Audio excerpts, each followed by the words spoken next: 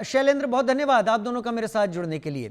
और अब बड़ी खबर का रुख कर लेते हैं। महुआ मोइत्रा की बढ़ी हैं मुश्किलें। टीएमसी सांसद छत्तीसगढ़ के रायपुर में महुआ मोइत्रा के खिलाफ एफआईआर दर्ज हुई है।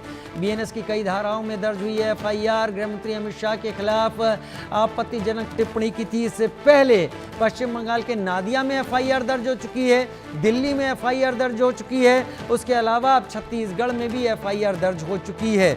मुश्किलें वाकई बढ़ रही हैं। जो वो कहना चाहती थी वो तस्वीरों में आप देख रहे हैं। हम आपको सुना भी देंगे महुआ मोइत्रा ने क्या कहा था।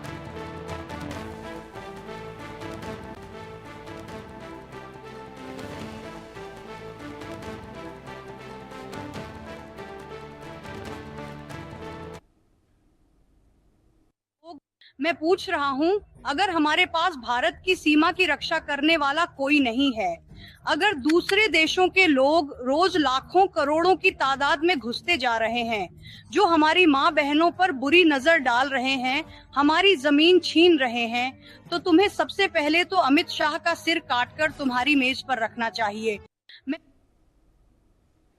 शब्द वाकई यहाँ पर बहुत तल्ख हैं और राजनीति में ऐसे शब्दों का इस्तेमाल नहीं होता है। दीपक विश्वकर्मा हमारे सहयोगी रायपुर से मेरे साथ लाइव जुड़ गए हैं, छत्तीसगढ़ की राजधानी से। दीपक, इससे पहले पश्चिम बंगाल के नादिया में भी एफआईआर दर्ज हो चुकी है, दिल्ली में भी एक एफआईआर दर्ज हुई है, तीसरी एफआईआर है जो रायपुर में दर्ज हुई है। क्या हवाला दिया गया है, किन धाराओं में दर्ज हुई है, और ये भी बताइए कि एक्सपर्ट से अगर आपकी बात हुई हो, जिन धाराओं में एफआईआर दर्ज हुई है उनमें सजा का प्रावधान कितना है? देखिए, जो बीएनएस की धारा है, भारतीय न्याय संहिता की जो धारा 196 और 197 के तहत ये मामला दर्ज किया गया है और इसमें बेलेबल वारंट है, मतलब आप बेल ले सकते हैं। इस तरह के आधार पर ये मामला दर्ज किया गया है। लेकिन सबसे बड़ी बात यह है कि इस तरह की स्थिति, इस तरह की भाषा शैली और इस तरीके का जो वाद विवाद किया जा रहा है, ये भाषा कहाँ जा रही है। महुआ मोइत्रा भी एक सांसद है और जिसके ऊपर वो आरोप लगा रही है, जिसके लिए इस तरह की बात कर रही हैं, वो देश में नंबर 2 हैं, केंद्रीय गृह मंत्री हैं। प्रधानमंत्री की अनुपस्थिति में पूरे देश में अगर कहा जाए तो वही जिम्मेदार व्यक्ति माने जाएंगे। लेकिन इस तरह की भाषा का प्रयोग करना कि सर काट के, तो आप क्या सिखाना चाह रहे हैं और किस तरीके का मैसेज देना चाह रहे हैं, इसी वजह से एफआईआर दर्ज कराई गई। और सबसे बड़ी बात यह है कि इस पूरे मामले में जो मामला दर्ज किया गया है वो रायपुर राजधानी के माना थाना इलाका है, जो वहां पर यह मामला दर्ज किया गया। और इन धाराओं के तहत मेरी कुछ लोगों से बात हुई, पुलिस के जो वरिष्ठ अधिकारी उनसे ही बात हुई, इसमें बेल ली जा सकती है, इसमें सजा का भी प्रावधान है। यदि जिद करती हैं, हट करती हैं कि मैं जमानत नहीं लूंगी, तो इसमें सजा का भी प्रावधान रखा गया है। तो समझा जा सकता है कि अपनी तरफ से भारतीय, क्योंकि बंग समाज है, जो बंग समाज के जो नेता हैं सामंतो, उसने इस पूरे मामले में, बंगाली समाज के अध्यक्ष हैं यहाँ पर, उन्होंने इस पूरे मामले में मामला दर्ज कराया गया और ये तीसरा ऐसा राज्य है जहाँ पर मामला दर्ज कराया गया है।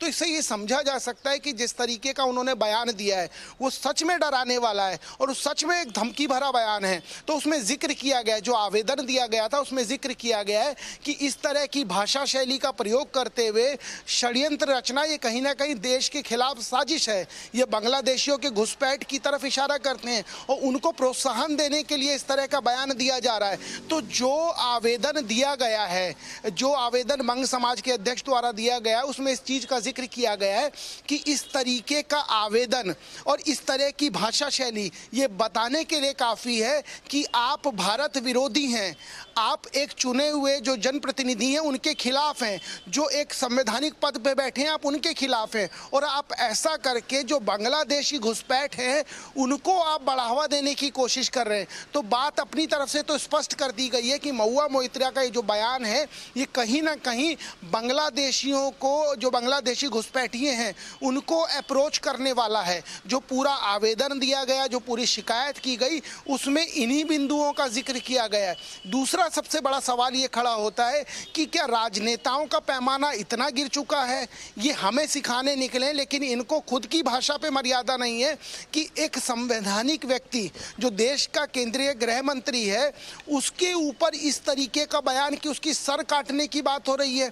और तो और कुछ दिन पहले भूपेश बघेल जो पूर्व मुख्यमंत्री हैं उन्होंने भी इस तरह का एक बयान दे दिया था अमित शाह को लेकर, जब वी सुदर्शन रेड्डी के लेकर जब उनका एक बयान आया था कि सलवा जुर्म अगर खत्म किया गया तो सबसे बड़े दोषी वी सुदर्शन रेड्डी हैं, उसको लेकर भूपेश बघेल ने कह दिया कि एक तड़ी पार जब देश का गृह मंत्री बन सकता है तो इसमें कोई अगर उपराष्ट्रपति नहीं बन सकता। तो सोचिए कि भाषा की मर्यादा और किस तरह की भाषा है, और अमित शाह को टारगेट करके जिस तरह की भाषा कही जा रही है उससे ये समझा जा सकता है, और जो भारतीय जनता पार्टी के नेता भी कह रहे हैं कि इस तरह का बयान निंदनीय है, और इस तरह का बयान यदि कोई दे रहा है तो कहीं ना कहीं वो देश और देश के संविधान पे भरोसा बिल्कुल नहीं रखता, वो देश के भीतर जो ताकतें हैं उन पर भरोसा नहीं रखता, वो घुसपैठ पर भरोसा रखता है, वो देश के बाहर की जो विदेशी शक्तियां हैं उस पर भरोसा रखता है। तो इस तरह का बयान ये बताने के लिए काफ़ी है कि जो देश के भीतर चल रहा है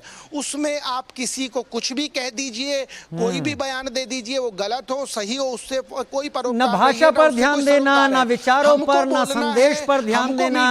केंद्रीय गृह मंत्री को लेकर बयान दिया जा रहा है और देने वाली सांसद हैं जिन्होंने संविधान की शपथ ली हुई है।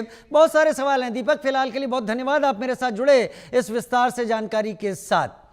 और अब आगे बढ़ते हैं, उत्तर प्रदेश की राजधानी लखनऊ का रुख करते हैं, जहां पर एक पटाखा फैक्ट्री में धमाका हुआ है। इस धमाके में 6 लोगों की मौत हुई है, कई घायल हुए हैं।